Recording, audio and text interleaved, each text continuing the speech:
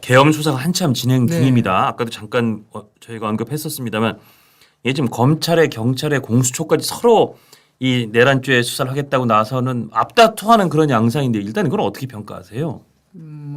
이제 처음에는 원래 이제 정상적 같으면요. 이 정보들이 서로 분산돼 가지고 가져간다는 것보다는 합동수사본부를 설치하는 게 실은 맞는 거예요.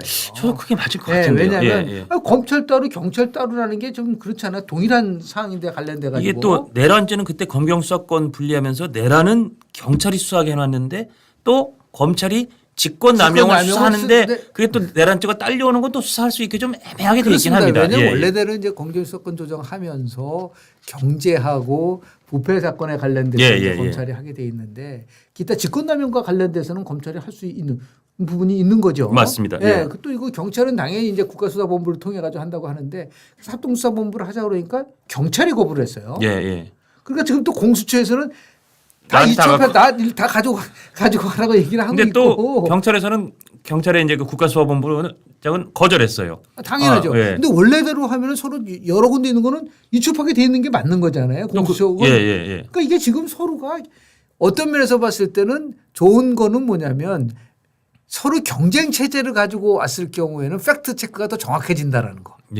그런 게 있는데 두 번째는 반대로 이게 엄청난 혼선의 가능성이 높죠. 지금은. 맞습니다. 그러니까 정략적으로 정치적으로 또 혹시 이게 만약에 개입되는 부분이 있을 때 올 수 있는 혼돈에 대한 문제들을 그래서 아마 이렇게 되면은 안 되니까 특검으로 가야 되는 게 아니냐. 내란 특검에 관련된 부분에 대해서 아마 또 제기할 가능성도 있고. 그러니까 일단 그 대통령의 거부권을 피해갈 수 있는 상설 특검으로 한다는 말이 있다가 또 아예 일반 특검으로 내란을 할 거다 뭐 그런 얘기도 있고요. 이게 참 지금 굉장히 그 수사가 어떻게 이루어질지 열심히 여기저기서 다 하겠다고 덤비긴 하는데 앞다투하긴 하는데 앞으로 수사가 정확히 어디서 그 키를 쥐고 어디서 이걸 끌고 나갈지도 지금으로서는 안개적인 것 같습니다. 또 하나 이제 주목해야 될 거는 김영원 전 국방부 장관은 지금 검찰이 지금 딱 해서 검찰로 자진 출두해서 거기 좀 체포돼서 체포돼 있기 때문에 그래서 그 지금 쓰던 휴대폰은 검찰에 냈는데 또 경찰 국가수사본부가 수사해가지고 다른 또 다른 휴대폰은 또 좀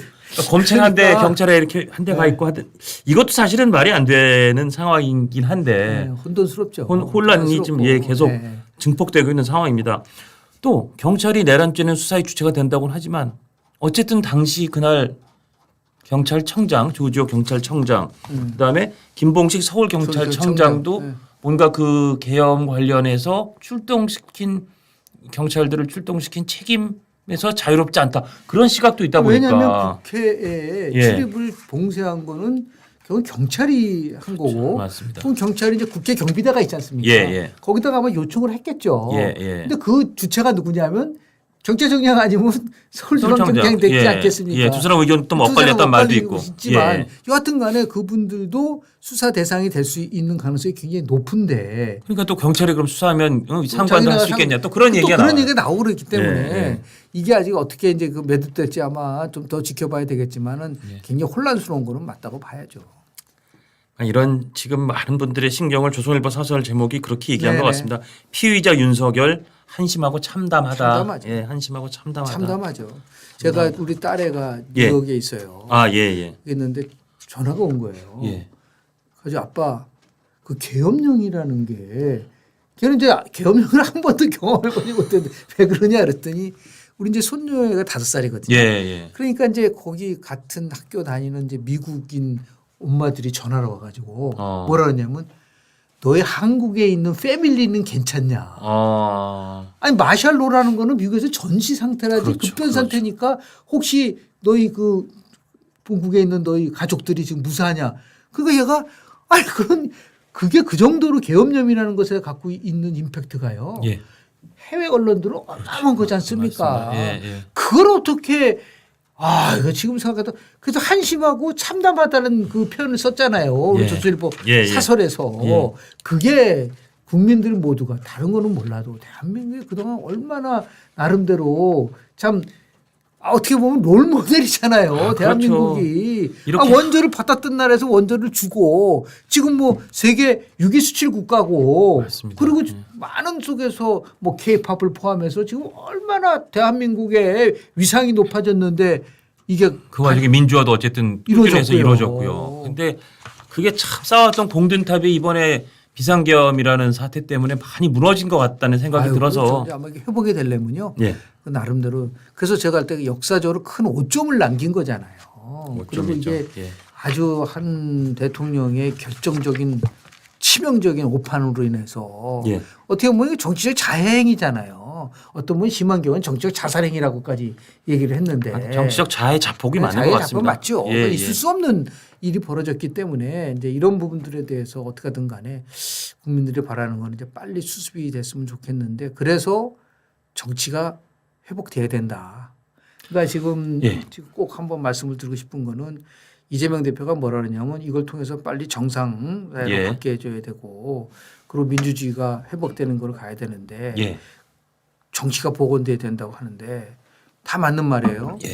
그런데 자신들이 국회에서 한 행동을 보세요. 무슨 왜 정치 복원을 할 수 있나요? 저기 일방적으로 다수의 폭정을 하고 있는데.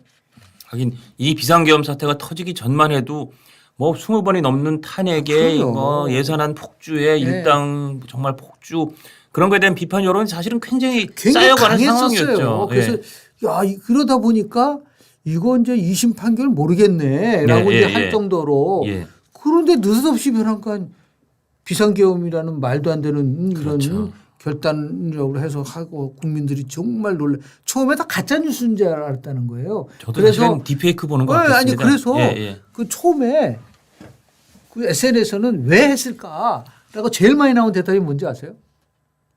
북한의 김정은이 죽었나? 아 정말 저도 아니 처음에 북한은 무슨 급변사태가 났구나. 그렇지 않고 비상계엄을 할 수가 없잖아요.